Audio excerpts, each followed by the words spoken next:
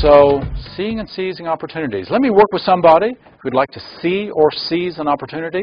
We'll just do this metastating gestalt thing. Have you been up? You've been up. Who has not been up that would like to do that? I'll give the shy one. What would you prefer, seeing opportunities or seizing? Seizing. Seizing. So you can see opportunities. I can see opportunities. They're just everywhere? Nearly everywhere. Nearly everywhere. Where in your life would you like to see an opportunity or seize more opportunities that would be important, significant for you? I would like to start a new business. Okay. Based on, I'd like to do many things. Would you like to hear? I believe that I should start a business that has a couple different legs. That. Okay. What is the business? What business do you want to start? Training. Training business. Okay. Are you doing training now? A little. A little. And you'd like to do a new training business, promoting yourself or promoting someone else, or what kind of a training business? Promoting myself and potentially others, because I'm considering the options. Okay. So what I've done this is with somewhat a new area, but not exactly. Somewhat a new area. Okay. And you started to say? Oh, the training this week, I've kind of put a bubble around the time of this week so that I can enjoy the kinesthetic learning, and then I would like to be able to move into it, maybe setting a time frame of considering options and then taking actions, using opportunity. Okay. So what is your timeline? When are you thinking? You know what? My timeline, when I said that, was over there, wasn't it? Yeah. That's kind of a problem. So where is your future normally? It spirals out Spirals that way. out that way. It does this week. Sure. So your timeline kind of spirals out that way. So where on that timeline do you want to start the business? Where's the time for preparing it and then starting it and so forth? I was thinking a month of considering options and then moving into. So you've got some options in mind already. Yes. And so what options are going on for you? I would like to create a model of training for critical incident stress. Critical incident stress. Okay. So when people have had a critical incident and they're in stress over it. Right. A type of training that would pre-program them for difficult situations. And have you looked at the market for that? Is there a market for that? Do you have to create a market? There's a tremendous need. There's a market for that, absolutely. Okay. So you're seeing that opportunity. You've got some competencies and skills to make that happen. Any question about that? I have a desire to be in community with people in order to do that to some degree. I am considering how I'm going to go about getting contracts for that. So I've considered some areas for grants or loans with different federal agencies. But as far as taking action, I don't really know where to begin. Okay, because that was my next question. Do you know where to begin? Do you know the first thing to do? Do you have a plan? Do you have I don't really have a plan. I don't have a business plan. No, I don't. Okay. Have you ever made a business plan, created a business plan? Not formally, no. I've been co-owners of several businesses. And involved in management with a support to CFOs and CEOs, and I've played more of a supporting role. Okay. So as you think about making a business plan, is there anything stopping you from making that business plan so that then you have how. So don't know how. Yeah. I've had successes, but I'm not quite sure how they worked. I don't know the procedure for creating a business plan. So Is there anything holding you back if you did have a form, a template, a process for creating a business plan? Quite willing to do that? I don't think so. Okay, so you'd be quite willing to do that? Sure. Okay. So what's in your mind in terms of how do you know when to seize it? How do you know what will convince you do this?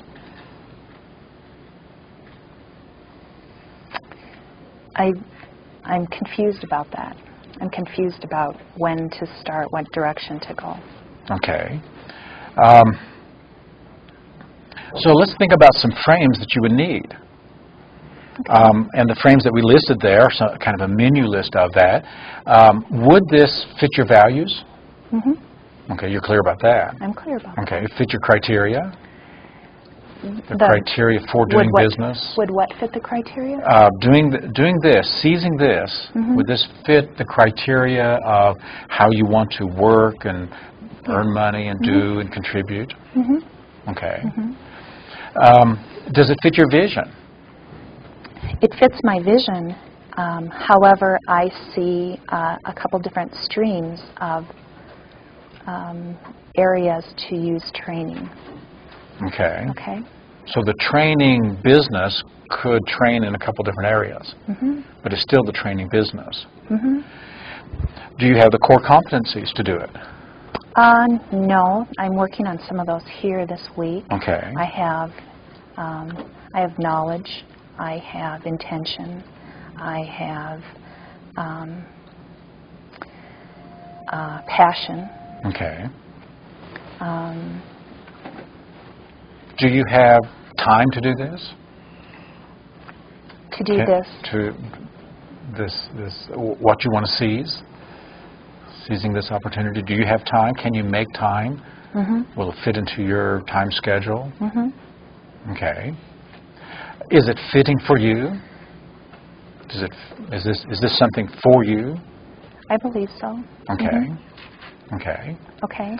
But I also I see this as one avenue, but I see a couple different avenues that I would be working on simultaneously. Okay. Okay. So I have to be very intentional and strategic with my time. Okay. Because I want to set multiple goals. Okay. And are you intentional and strategic with your time? I haven't always been, no. Okay. That would be a frame of mind that you just have to be in and a state you'd have to be in, strategic and intentional. Are you willing to do that? Okay. What do you have to say no to say yes to this? I need to figure out the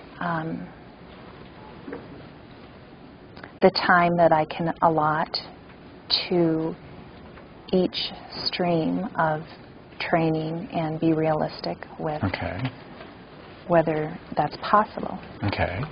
So my feedback at this point, it sounds like the first thing is really seizing the preparation rather than making it happen yet. Seizing that preparation, and in that preparation it sounds like creating a business plan, finishing the competencies and the development of those competencies, and whatever else comes up in terms of intentionality and strategic thinking. Are you ready to seize that? I am ready to seize that. Okay. Do you need boldness to seize it? I need boldness to start. That's boldness what I just to wrote start. down. Yeah. Okay, boldness to start. Courage? I've got courage. Okay. How does courage and boldness differ for you? Boldness is stronger. So you got the courage. The courage is more internal. The boldness is more external with movement. External with movement. Okay. So boldness is courage externally with movement. Yes. Okay. Think about sometime you've been courageous then, or bold, I mean. Okay. Okay. You've been bold before. You've had that courage externally with action, with movement. Okay. So as you go into that state, how much do you have that state?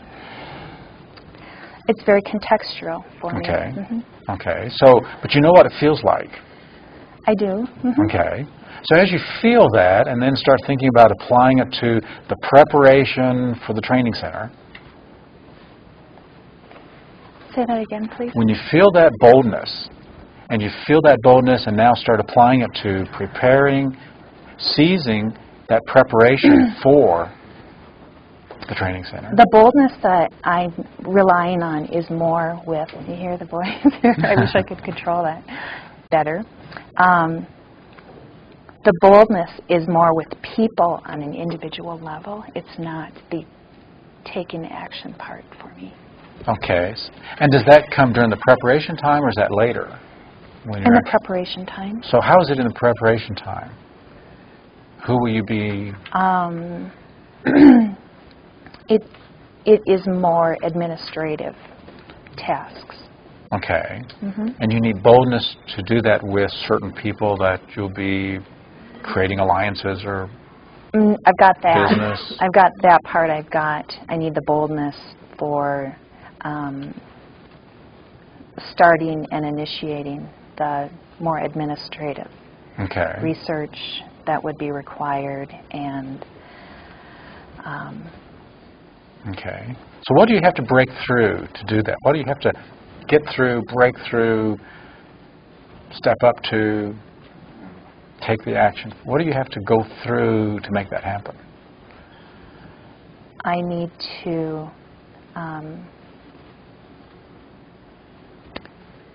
be able to dedicate the time. Dedicate the time. Yeah. Okay. If you go inside and say, I have the power, I give myself the power and the permission to dedicate the time to do that. How does that feel? Good, good. And with the skills and abilities and frames that we've worked on here, I now have that. Okay, you know that you have that. So what belief supports you in that? What belief really supports you to dedicate yourself, dedicate the time? A real strong sense of high efficacy. Okay, okay.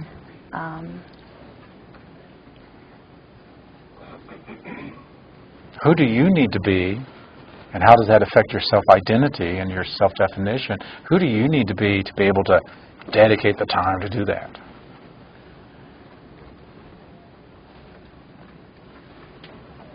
I can't speak. I can't speak. And because? What's coming to you? Sadness. Welcome that in. Welcome that in, whatever that is, whatever that's about. Welcome that in. Okay. And is it giving you any message that's important to you? Or is it just old memories and old emotions about something? It's not old emotions or memories or pictures or anything. It is a discovery this week. Okay. Although I have, this is why I didn't want to come. It's okay. Okay.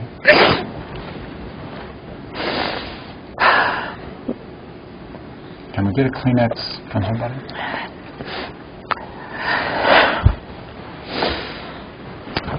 Thank you.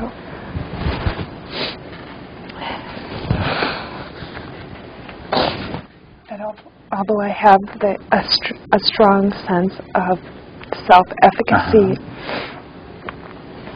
a lesser sense of self-confidence, a lesser sense of self-esteem. Okay, okay. We've done the self-esteeming pieces. When you bring and say my worth is a given, my dignity is a given, does that settle? Does that fit? It doesn't fit. Is there something objecting to that? Okay. What's the objection? I don't hear anything. It's more of a kinesthetic sense. Okay. And what I'm wondering is if it was before language. Okay. Where do you feel it? Where's the kinesthetic? What kinesthetic? It's just more of a feeling or a sense, not a direct location. Okay. Yeah, in my heart. And around here. Welcome that in by breathing it. Breathe that in. Whatever that sensation is, whatever that feeling, breathe it in. And as you do, just notice, does it have anything of value to offer me? Does it have anything of value? Is this something I should attend to or pay attention to? No, it doesn't. Okay, then breathe it out.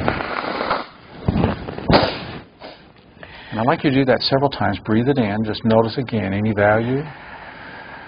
And if not, then release it. Just really release it. And as you do, it may even change. It may be tension. It may be heat or temperature. It may have other kinesthetic sensations. Just breathe it in. And then as you notice it, if it has nothing, release it. And do that until you release it all. It's lightened. Okay. It's lightened through. I still feel it. You feel it here? Okay, so just breathe that in. Because my guess is that's been in the body, and it's been in that muscle memory for some time, wherever it came from. And if it is an old message, and if it has nothing significant today, then just let it go.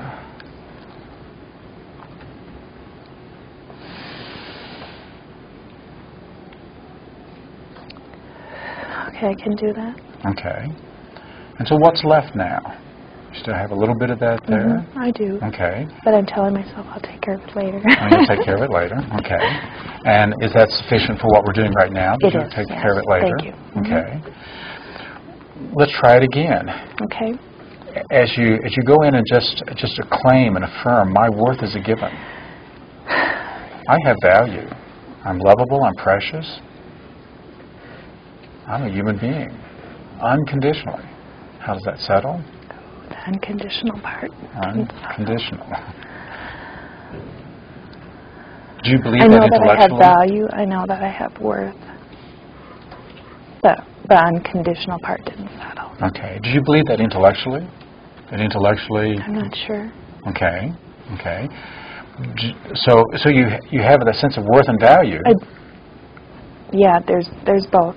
Okay. And it's based on what? What is your worth and value as a human being, as a person, as a woman? What is it based upon?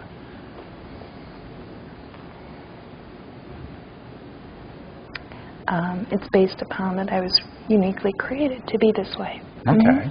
So if you say that, I was uniquely created. Okay, that's I good. was uniquely created. And it's just that way. How does that feel? Does that settle? Okay. How many times would you have to say that to yourself until you could start to feel that? I'm okay with that. Okay. Okay. So letting that be at your core, I'm uniquely created.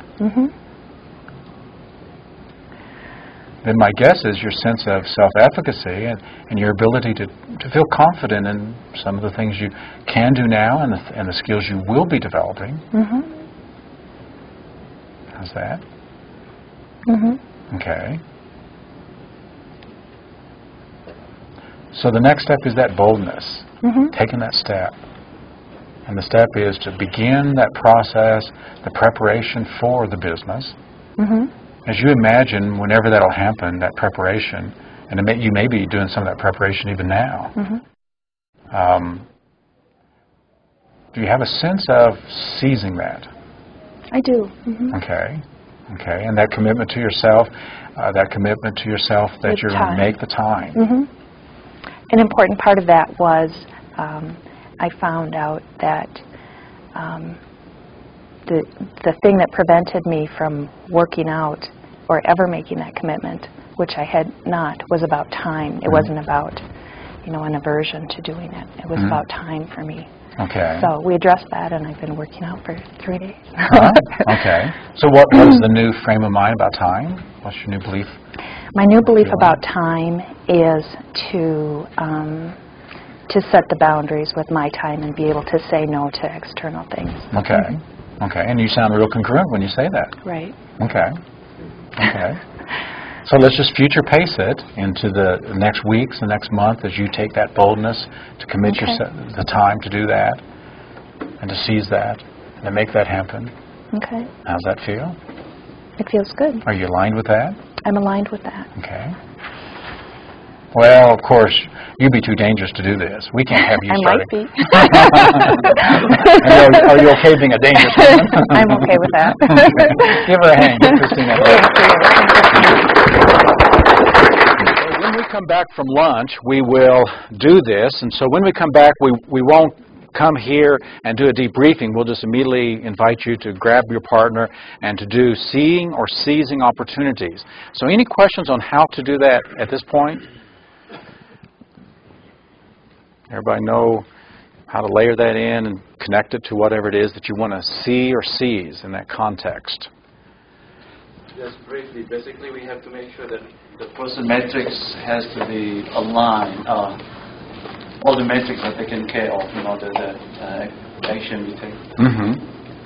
And Christine has given us a really good example of it, that the rest of our matrix needs to be aligned, because if it's not, then there will be objections, and there'll be things there. So that's really a great example that she's given us of how, and sometimes just finding that leverage point for what will let us turn loose.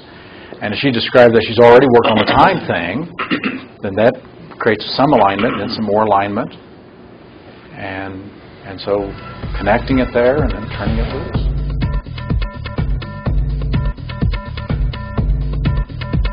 So the subject was seeing and seizing opportunities. How did that go for you?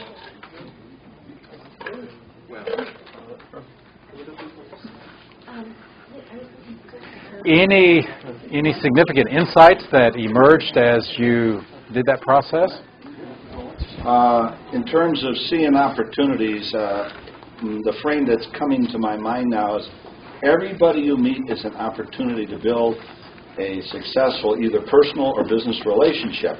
Now, some things don't happen right away. It may take lots of building, lots of rapporting, and then it clicks if you have commonality of goals and objectives. Okay. But that's a wonderful way to create opportunities, is people opportunities. Yeah. Okay. I became aware of other sort of interfering matrices that would keep me from seizing opportunities. Okay. And so to kind of work on the other ones that kind of might interfere with this. Okay. Self-power and some of the others. So I guess that's, as I got into this one, other questions brought up a whole other thing. So, and I went off and worked on that, but I thought, that's the value because they're interconnected. Okay. For me, anyway. Okay. Other? Well, I became aware that some of our best opportunities were the messiest looking, or the ones that other people didn't want to touch. Yeah. And so huge opportunity there. So the messiest things that other people don't want to touch may be the place of pure gold. Okay. Other experiences that you had with that? Anything that didn't go well that we need to address so that in the days and weeks after you leave here, you can continue to develop your ability to see and seize opportunities.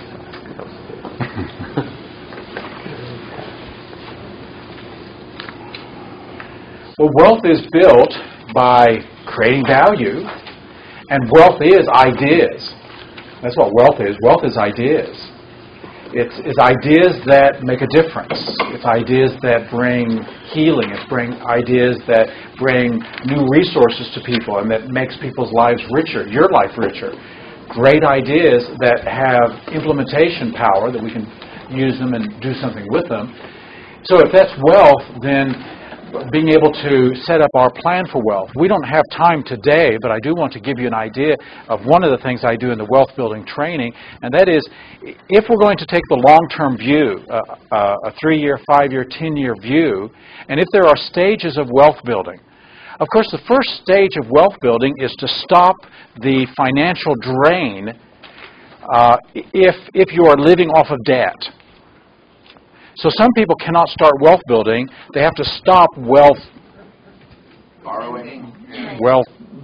degeneration. And here in America, still, I think 60% of our American population live paycheck to paycheck and just on the verge of debt because of impulsive spending, debt, credit card. And so wealth begins when we stop that. One of the first ladies who came through the wealth building thing in New York City, that was her decision and purpose. She said, in 1 year, year and a half, I'm going to be debt-free. Because debt just sucks the financial energy out of us. And she had borrowed and borrowed and borrowed and borrowed, and she was living just to pay debt. And so she made that decision. A year and a half later, she sent me an email, and she said, today, I am debt-free. And to become debt-free, sometimes the first step of wealth building is to live frugally. And I don't know about you, but a lot of people, when they hear that word, they get rattled. Sometimes I throw out that word, and I'm just looking around scanning because I see semantic reactions. The worst semantic reaction was in New York City a few years ago, because every time I said the word, this woman just literally... I said, okay, what does it mean to you? Because in the book, The Millionaire Next Door, Chapter 1 is entitled Frugal, Frugal, Frugal. And every time I said that, I could just see them like a bolt of... And I said, what does that mean to you? And she said, miserly, stingy. And I said, who comes to mind? She says, Dad. And to get to that training, she wouldn't take the subway because she had some reasons and excuses for that. So she was spending $75 a day getting to the training. And I said, she was a therapist, and so I just asked her some questions. I said, what do you make? And she said, last year she made $110,000. I said, $110,000? You got somebody else you want to hire for in your business? She said, no, it's terrible. She said, I change my phone about every 6 months because of the debt creditors chasing me. Because she just impulsively spent, and she said, I'm up to about $40,000-$50,000 in debt right now. And so the first step is, I'm going to stop the drain so that I can take charge. And of course, part of that is living frugally. Now, frugal is an interesting word. It comes from Latin and means fruitful. Fruitful.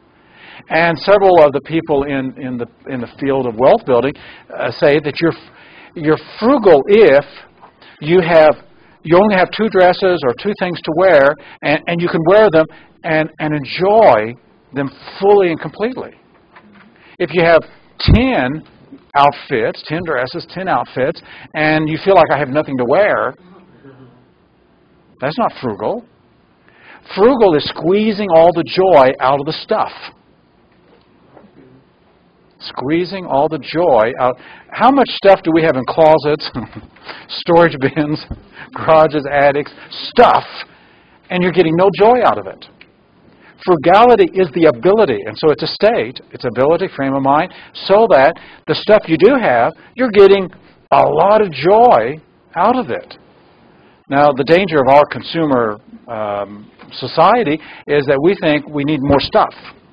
New stuff and better stuff and stuff in general. So frugality, I practice frugality when I go to the library and I walk in, I look at the rows and say, mine.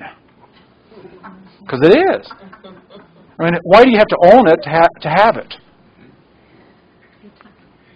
Yeah, my taxes pay for it anyway. But I go in and say, mine. And I go down the Colorado River Trail and I run and I have gardeners taking care of it for me. It's mine. So why do we have to own it in order to have it and to enjoy it fully and completely? So frugality is finding ways of doing that kind of stuff. And sometimes that is the first stage because you can't get into the place to start building capital if it's being sucked out. So that may be the decision. Cynthia in Houston sent me a letter, another email about 2 years later, and she said, I have now purchased my first rental property. So it took a while for her to build up some capital. You really can't, as an entrepreneur, invest in things and build a business unless you can save and have some capital to invest. So many people have great ideas, but they have nothing to invest. Now, you can work with other people's money. That's always a fun way to do it. But having the ability to invest and to... So when opportunity comes around, you have access to some capital to invest in. And that's only going to occur when you can save.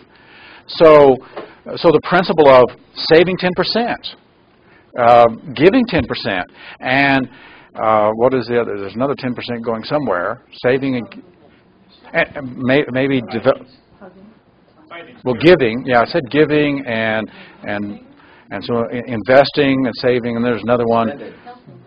Well, and then 70 maybe, and then 70% for living. So some of this is budgeting and building up capital, financial intelligence. Financial intelligence and getting someone who can help you to really, maybe someone who can coach you into some real financial intelligence is part of how we can build up that capital so that we can eventually invest. So there's several investments we make. The core competency is when you invest in yourself. Blockneck says if you only have $50,000, spend it on your education. It'll be the most. And that doesn't mean particularly school. It means getting educated. Some of us went to school and got educated in spite of them. Because just because they call it an educational institution doesn't mean that's where you're going to be educated. But investing in your own skill development, your own competencies, and investing in yourself, and then investing in your ability to handle money, to budget, to create a business plan, to build capital, and all the other things that goes into financial independence. Money's a funny thing. And there's an article I wrote, I think it's on the website, about the different kinds of monies that we create in our mind. Most people who get the income tax refunds back, or they get a bonus in the year, that we do some funny things in our head. Most people will spend it 4 times over. Because somehow in their heads, well, this is my bonus money. So somehow it's not real money yet.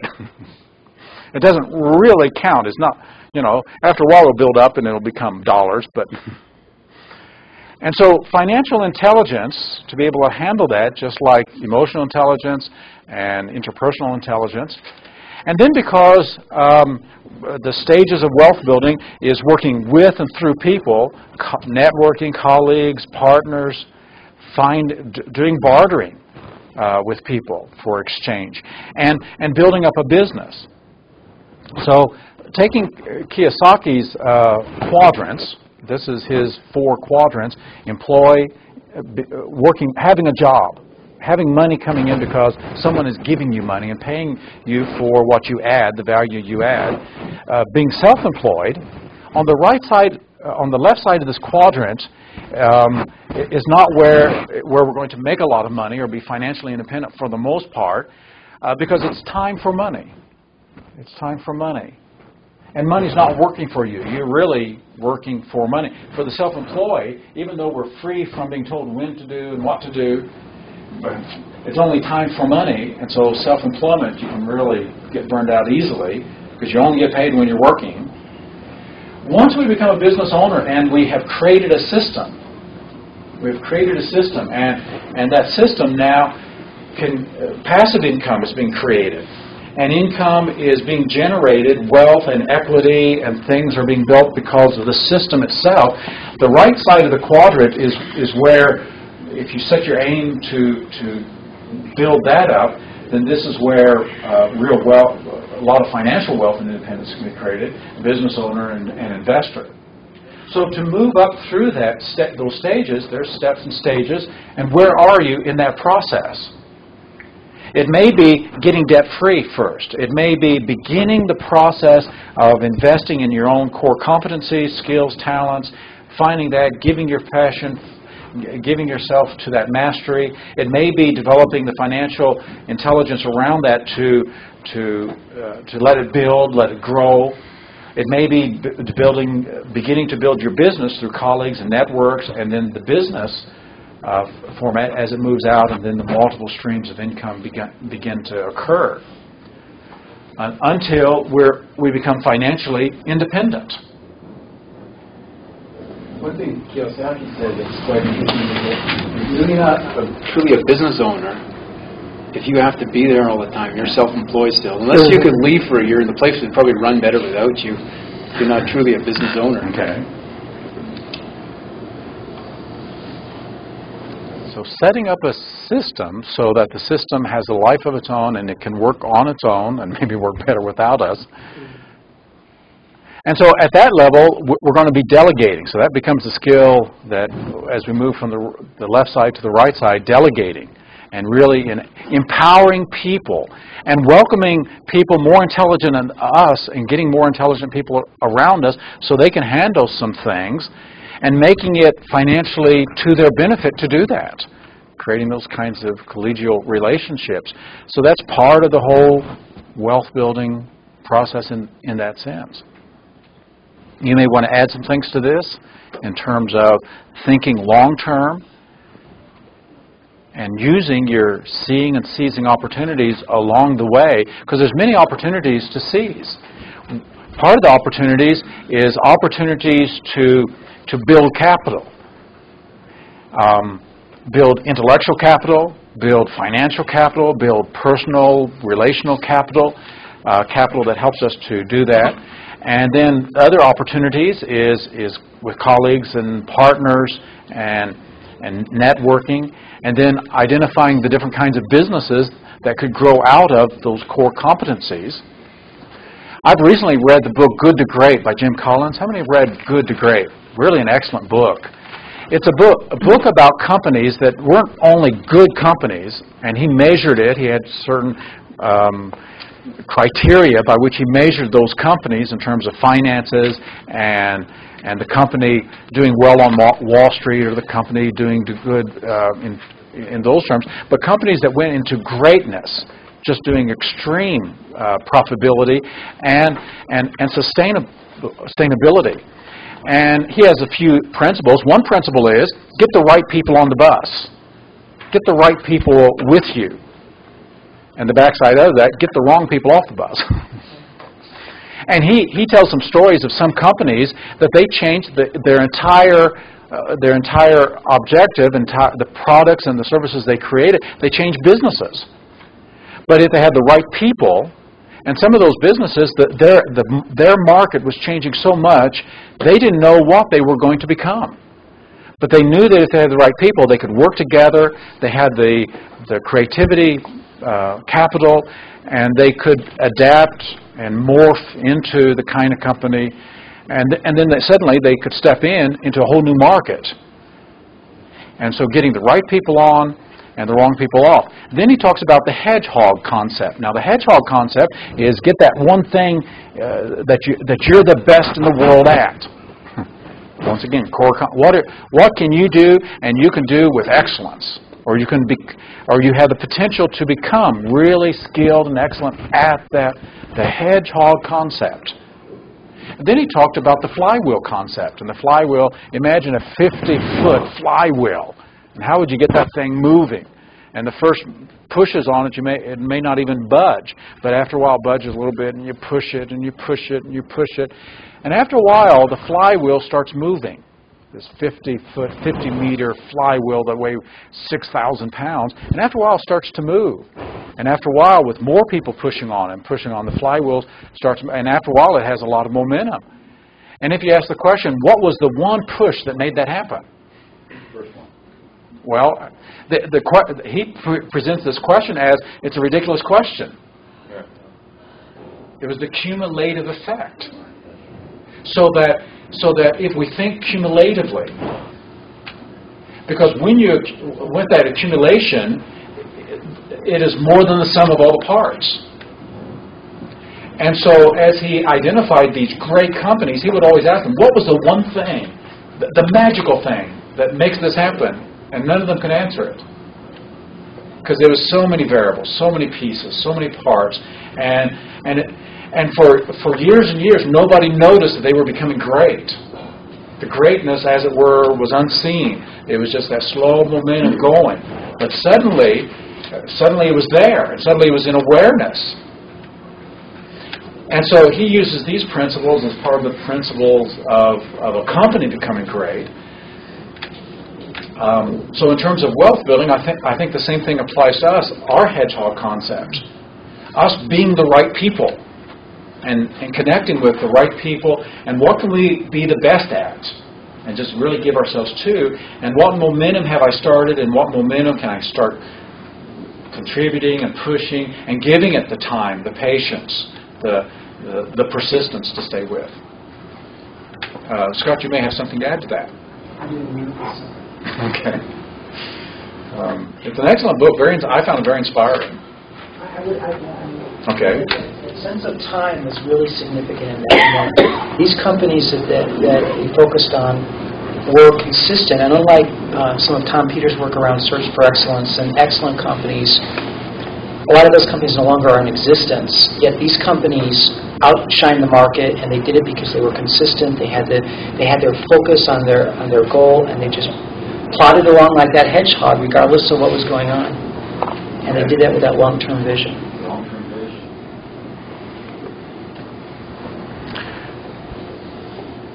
So in terms of your matrix for wealth building, you hear something like this, it comes back to us. Do I have the states that support that? Do I have beliefs that would support that? Is there anything stopping me from stepping in and making some of those things happen? And that seems to me to be how we can use the matrix to support ourselves in that process. So along that line, I've got two other patterns, and give you a choice which pattern you'd like to do with somebody.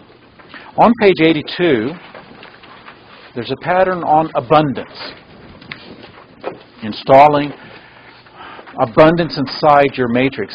If wealth is inside out, then what we need inside is a lot of sense of abundance. Abundance of thought, of emotion, of esteem, of value, of the sense of giving and contributing and adding value. And so on page 82, you can see that I've put this in the matrix format. So first, self. Access a supporting metastate of self-esteem. So there's a sense of abundance from which you're operating in terms of your own self. And you can see that what this does, it cuts out the need to do that, to build wealth, to prove yourself or to be a somebody, but really to just express yourself. And then meaning. Fully represent abundance as a self-renewing process. So, because the opposite of this is scarcity. The opposite of this is, well, the pie is just so big, you can only cut it so far, everybody can only get so much, which then leads into competition. And the more competitive you are here, the less you can bring in partners and colleagues. One of the things that Stanley Thomas discovered, and so did Blotnick, is that as people became more and more successful, they became less and less competitive and more cooperative. And that was a general pattern that he found. So working with and through people, my belief is I can do so much more with people than alone. It's one of the themes that we've tried to make, that neurosemantics stands for. We can do so much more together than apart. And as a belief system, I need to believe that if there's only so much of a pie to cut, I'll just bake more pies. And we'll create more pies so we're not limited to whatever it is at this point. So abundance means that there's plenty for all. It speaks about collaboration, cooperation, sharing, trusting. What pictures, sounds, sensations come to you as you think about the word abundance. Generate a movie for yourself of what you'll see, hear, and feel as you move through the world operating from abundance. See it as a process. As loops that get richer and fuller, make this as vivid, dramatic, and compelling as possible. I threw out a little seed of that idea this morning as I talked about sand and silicon. The sense of abundance, the sense that, because if we use as our model tangible things, there is just limited source. But if we shift to the intangibles, how much love is there to go around? And if you give love, do you have less? And how many ideas are around? And if you give your ideas, are you more depleted? Most of us know that in giving ideas and sharing ideas, we get more. And in giving love and giving understanding and giving honor, that in the intangibles, especially the creativity things, so if you have that idea as your model for abundance, And if indeed wealth is inside out, then the more sense of abundance I have, and the more I can, in my meaning-making matrix, and set an intention so that I intend to set in process things that will grow and that will abound, that will double, that will increase, and really believing in abundance. Then it's easy to give. So the meaning of abundance. The next one is the same thing. What supporting beliefs, values, frames could you set for abundance? And there's a series of questions asking about that. Sometimes to amplify this and to drive it, we might want to do a contrastive analysis between abundance and scarcity. How do you represent scarcity? Compare that to your representations of abundance. Turn down or de-energize those representations. Let the pictures fade out.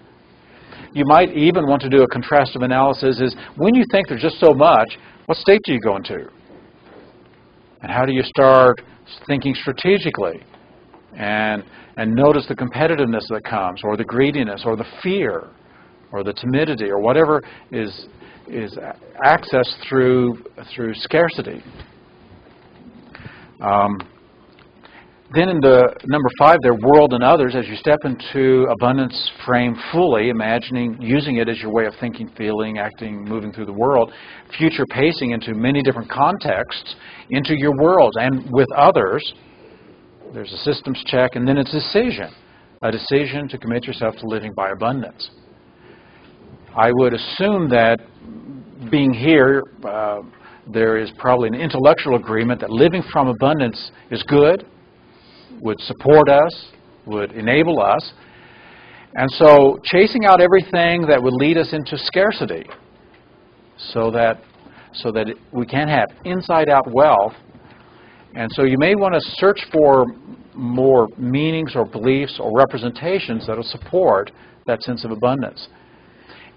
Some of you may have some ideas about abundance, the things that keeps you just thinking about abundance and into a state of abundance. I'm always looking for things to steal. I have this one piece. Greg Braden has written a number of books, and he travels around the world meeting with monks and different priests, asking them, what state are you in? What are you thinking when you pray all day? And why is it some prayers work and some prayers don't work? And he was able to gather the theory that prayer is made of emotion and a thought. And he felt that the prayer was either a gratefulness, thanking for what was, or a prayer of hoping what could be. And he believed that no matter what the thought was, please get my mother well, or please bring me abundance, or thank you, God, for all I have right now. That thought process with that emotion, whether it was fear of not having enough, or thank you for having it now, that's what creates prayer. That's what continues the prayers that work. Or you're continuing your prayer that, I guess I ain't got it, and I guess it ain't here, and I guess I'm going to get some more of that. Okay. So that was his idea of creating abundance. It was being grateful for what we had and being able to. Okay. So gratefulness, an appreciative attitude is almost a synonym to that sense of abundance. And of course, the more we can let things count, when things count, then that bank account, that emotional bank account, gets filled. Where do you want to spend your time? Like, it's not here yet, or thank you, God, I got it ready. Yeah. In the moment. Yeah. If you were to gauge how much of a sense of abundance you operate from, where would you put yourself from 0 to 10? How much of a sense of abundance do you operate from? Pretty close to a 9. Okay. I'm 9. Okay, you guys are much higher than I am. About 4. You better model them. But I like it. I want to model them, yeah. How often or what tempts you to step into a state of scarcity? When I want to motivate myself more. I would go back to my roots when I grew up middle class, felt like I was a poor kid from Chicago. And is it a good, healthy motivation? It's a good perspective that I have abundance because of it. I'm not catching that. I go back and think of what I didn't have and how hard I've worked to get it, so I have this sense of abundance. Okay, so you're not taking on scarcity now. No. Okay. But it always reminds me of my roots. Okay. So what I'm asking is, how many times do we do step into a state of scarcity and fear and apprehension that there's not enough, there won't be enough clients, won't be enough money, won't be enough creativity, enough ideas? How often do we step into that state, and what triggers it? I step back into frugality. I don't step back into scarcity. Okay. Okay. When my credit card bill comes. When the credit card bill counts? That's a good one. What'd she say? When a credit card bill comes. Is or no?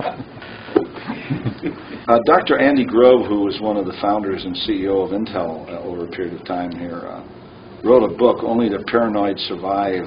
He's using this fear of failure and replacement of your products and services before your competition does to drive people. Yeah. And that is so common for what I would consider some of the older models of business. And what is a frame that so easily conditions us, and one that I think is just toxic in the long run. That it doesn't, because it undermines cooperativeness and being colleagues of each other, and looking for ways that we can amplify resources. I know people who make huge amounts of money and have a scarcity mentality, and that's what drives them. But they're kind of ruthless people. I'm not too sure they're very happy with it. Like, I'm on edge all the time. So I would say they don't have abundance. They just have lots of money. Yeah. So that if scarcity is driving someone to make a lot, then and they're coming out of that scarcity, they then tend to be very competitive and can be very ruthless and very hurtful. Or as every once in a while we read a story of somebody who had millions in their mattress, and they lived in poverty. Every once in a while I read a story like that. So they weren't coming from abundance at all. And if they weren't, then the sense of gratefulness and pleasure and appreciation and enjoying, squeezing the joy out of what they do have, is like they can't go there and step into that state. Well, abundance is something to embed yourself inside of, so that the next pattern on the next page is inside out wealth.